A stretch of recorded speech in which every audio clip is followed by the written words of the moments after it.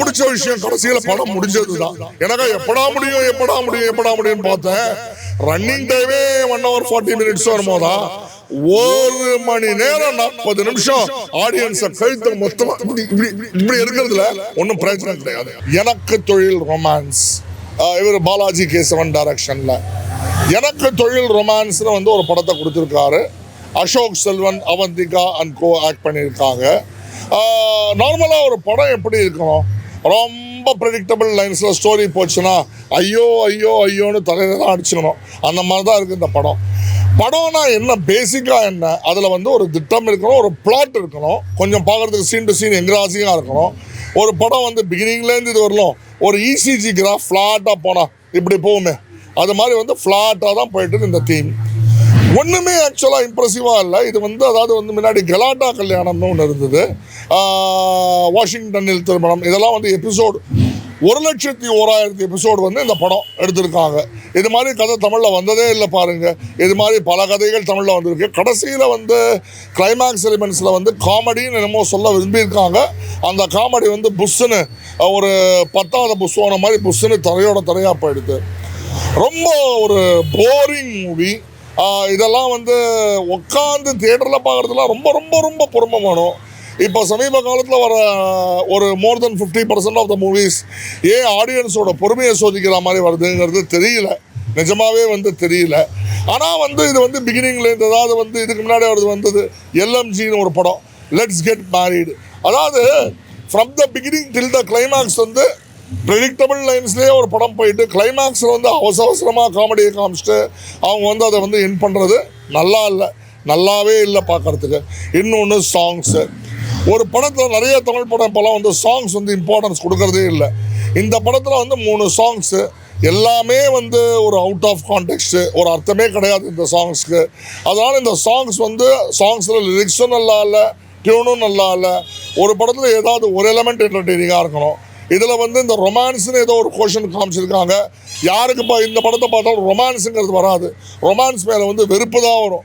அவ்வளோ ஒரு ஏதாவது வந்து ஒரு கதையே இல்லாமல் இப்போ எல்லாம் வந்து அரைச்சாமா வரப்போமா இல்லை இந்த குண்டு சட்டியில் குதிரை ஓட்டுறதுன்ற மாதிரி எடுத்ததையே திருப்பி எடுத்தா, அதாவது வந்தால் சொன்னால் போனால் ரிப்பீட்டு. இதை மக்களோட டாலரன்ஸ் இந்த அளவுக்கு இருக்கும் நீங்கள் எதிர்பார்க்குறீங்க டைரக்டர் சார். ஒரு படம் வந்து இன்ட்ரெஸ்டிங்காக கொண்டு போகிறதுக்கு தெரியலன்னா அப்புறம் நீங்கள்லாம் டைரக்ஷன்னு சொல்லிக்கிறதுல என்ன யூஸ். ஒரு படத்துக்கு வந்து ஸ்டார் வேல்யூவே இல்லாத படம், ஒரு ஆவரேஜ் படம், நல்ல படம், செமையாக ஓடிது. இப்போது அந்த படம் வந்து நான் டிஃப்ரெண்ட்டாக அந்த பேர் சொல்லி ஆகணும், லப்பர் பந்துன்னு எடுத்தான்.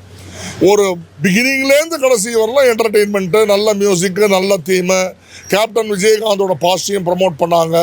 இது மாதிரிலாம் நல்ல தரமான படங்களை எடுத்துகிட்டு உங்களுக்கே வந்து ஆடியன்ஸுக்கு தரமான படம் வந்து கொடுக்கணும்னு தோணலை.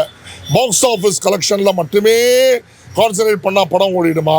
எந்த ஒரு விதமான ஒரு நல்ல ஒரு படம்னா வந்து அதாவது அருள் சுவை சொல்லுவாங்க, அந்த அருள் சுவை இல்லாமல் எடுத்த படம் தான் இந்த படம். சமையலுக்கு எப்படி மசாலா இம்பார்ட்டண்ட்டோ, ஒரு மசாலா மூவினாலோ காமெடி மூவினாலோ அந்த இன்க்ரீடியன்ஸ் கரெக்ட் ப்ரப்போர்ஷனில் தரணும். இது நீங்கள் இந்த படத்தில் தரவே இல்லை. It has fail to take off from scene 1. Ashok Selvan நல்ல ஆக்டர், அவர் ரொம்ப பாப்புலர், நல்ல romantic hero, all that is okay. ஒரே மாதிரி எக்ஸ்பிரஷன் கொடுத்துருக்காரு ரொமான்ஸ்க்கு. அதாவது என்னமோ ஸ்டில் ஃபோட்டோகிராஃபி மாதிரி இந்த படம். அவரோட ரொமான்டிக் எக்ஸ்பிரஷன்ஸ் பார்த்தா ஒரே மாதிரி எக்ஸ்பிரஷன்ஸ் கொடுத்துருக்காரு. கொஞ்சம் கூட ஒரு வேரியேஷன் வெரைட்டி இல்லை. ஹீரோனா வந்து அந்த பார்த்தா ஹீரோயின்குள்ளே அந்த ரொமான்ஸ் ஃபீல் ஆகும். இந்த படத்தில் அது கொஞ்சம் கூட இல்லை. அவங்க கோச்சிட்டு போகிறது ராங் டைமில் கோச்சிட்டு போகிறாங்க, ரொம்ப அபத்தமாக இருக்குது. கடைசியில் அவங்க பேரண்ட்ஸ் வந்து பாசிஃபை பண்ணுறது, அதாவது ஷேக்ஸ்பியருக்கு காமெடி ஆஃப் எரர்ஸ் இருக்குது. தமிழில் நீங்கள் வந்து இதை கொடுக்க பார்க்குறீங்கன்னா கொஞ்சம் இங்கே இதை யூஸ் பண்ணிட்டு தான் படம் எடுக்கணும். இதை யூஸ் பண்ணல, இதை கைட்டி வச்சுட்டு படம் எடுத்தால் எந்த ஒரு படமே ஓடாது. இனிமேலாம் எனக்கு ஆல்ரெடி தியேட்டருக்கல் ரிலீஸ் ஆகும் போதே வந்து ஓடிடியில் ரிலீஸ்க்கு டேட் பேசிக்கிறாங்க. இனிமேல் இந்த மாதிரி படம் வந்து கொடுத்துட்டு தியேட்டரில் நான் வந்து டிக்கெட்ஸ் ப்ரைஸ் இன்க்ரீஸ் பண்ணுவேன்னா இந்த மாதிரி படங்கள் டெஃபினட்டாக தமிழ் சினிமாவில் ஓடாது. இப்போ ஓடிட்டு இருக்கிற அதிகபட்ச படங்கள் தமிழ் சினிமாவுக்கு ஒரு நல்ல ட்ரெண்டே கிடையாது. இந்த படம் என்னதான் சொல்ல வராருன்னு தெரியல. நார்மலாக பிகினிங்லேருந்து எண்டு வரலாம் ஏதோ ஒன்று சொல்ல வராரு. ரொமான்ஸு ஒன்றும் it doesn't take off. Comedy லொத்த மொத்தமாக வேஸ்ட்டு. காமெடி பார்த்து ஒருத்தர் வந்து சிரிக்கணும். காமெடியை பார்த்து பார்த்து ஒருத்தர் சீரியஸ் ஆகக்கூடாது. இந்த படத்தில் காமெடி சீன்ஸ் பார்க்க நம்ம வந்து ரொம்ப சீரியஸ் தான். ஒரு இடத்துல கூட சிரிக்க வைக்கல. ஒரு ஸ்டோரியை ஒரே மாதிரி கொண்டு போனால் ஆடியன்ஸ் எப்போ வேணால் எழுந்து போயிட்டு எப்போ வேணால் வந்து சீட்டில் உட்காந்துக்கலாம். பிகினிங்லேயும் கடைசிலையும் ஸ்டோரி எனிவே புரிஞ்சிடும். அது மாதிரி தான் இந்த டேரக்டர் இந்த படத்தை எடுத்து வச்சுருக்காரு. மற்றபடி இந்த படத்தில் சொல்கிற மாதிரி ஒரு பெரிய வேரியேஷனோ இல்லை ஏதாவது ஒரு ஆஃப் பீட் தீம் எடுக்கணும். தமிழ் படம்னா ஏதாவது ஒரு ஆஃப் பீட் தீம் எடுக்கணும். இப்படி ப்ரெடிக்டபிள் லைன்ஸ்லேயே படம் எடுத்துகிட்டு போனால் இந்த மாதிரியான தமிழ் படங்கள் டெஃபினட்டாகவே ஓடாது. இந்த படம் ஒரு தடவை பார்க்குறதுக்கு கூட ஒர்த்து கிடையாது. இதனால் நாங்கள் வந்து பல கோடி ரூபாய் செலவழித்து படம் எடுக்கிறாங்கன்னா, பல கோடி ரூபாய் செலவழித்து படம் எடுக்கிறீங்கன்னா ஆடியன்ஸ் என்டர்டெயின்மெண்ட்.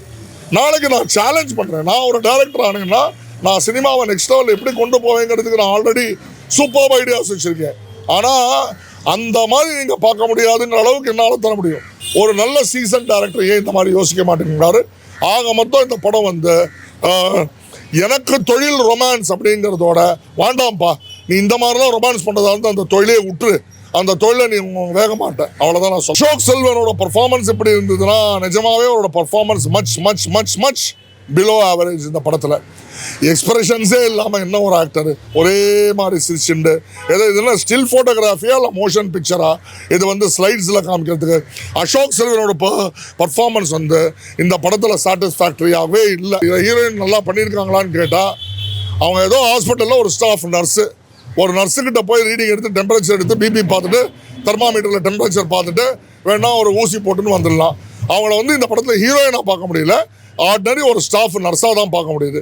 அதுக்கு ப்ரமோஷன் நெக்ஸ்ட் லெவல் ப்ரமோஷன் ஆனால் மேட்ரன் ஆவாங்க, அவ்வளோதான். She is not qualified for a heroine in this movie. நிச்சயமாக நான் ஒன்று சஜஸ்ட் பண்ணுவேன், இந்த படத்தை பார்க்கறது சஜஸ்ட் பண்ணுவேன். என்னன்னா, உங்களுக்கு தொழில் தூக்கம் அப்படின்ட்டு வீட்டில் நிம்மதியாக படிச்சுன்னு தூங்குவேன். சாட்டர்டே சண்டே ரெஸ்ட் டே, நல்லா குப்புற கவுந்தடிச்சுன்னு கூட தூங்குங்க. விஜய் சேதுபதி கூட சொல்லுவார், நான் குப்புற கவுந்தடிச்சுன்னு தூங்கல மல்லாந்து போனதேன்ட்டு. வீட்டில் குப்புற கவுந்தடிச்சுன்னு தூங்குவேன். இல்லை வேறு ஏதாவது உபயோகமானது ஒரு பார்க்குக்கு வாங்க, உட்காருங்க, ரிலாக்ஸ்டாக பேப்பர் படிங்க, போங்க. இது மாதிரியான படங்கள் தியேட்டர் உள்ள கால் எடுத்து வைக்கிறது கூட ஒருத்தெல்லாம் பண்ணுவாங்க போல இருக்குது. இந்த படம் அட்டர் தண்டம். இந்த டைரக்டர் இவர் பாலாஜி கண்ணன் கிட்ட நான் என்ன சொல்லுவேன்னா, அவர் காலை தொட்டு கும்பிட்டுட்டு என் பாடி வீட்டுக்கு ஒரு காலை தொட்டு கும்பிடுறது கஷ்டம்தான்.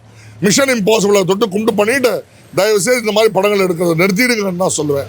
இல்லை இது படமே இல்லை, பப்படம். படத்துக்கு ரேட்டிங் அவசியம் கொடுத்தானே. எவ்வளோ ரேட்டிங் கொடுக்குறீங்கன்னு சொல்கிறீங்கல்ல, -0.10 out of 10. -0.10 out of 10. Decimal fraction தெரியும்னா பார்த்துக்கோங்க. ரொம்ப பிடிச்ச விஷயம் கடைசியில் படம் முடிஞ்சது தான். எனக்கு எப்படா முடியும்னு பார்த்தேன். ரன்னிங் டைமே 1 hour 40 minutes வருமோ தான். 1 மணி நேரம் 40 நிமிஷம் ஆடியன்ஸை கழுத்த மொத்தமாக இப்படி இருக்கிறதுல ஒன்றும் பிரயோஜனம் கிடையாது. எப்படா முடியும்னு தான் பார்த்தேன். அதுதான் பெஸ்ட்டு போர்ஷன்.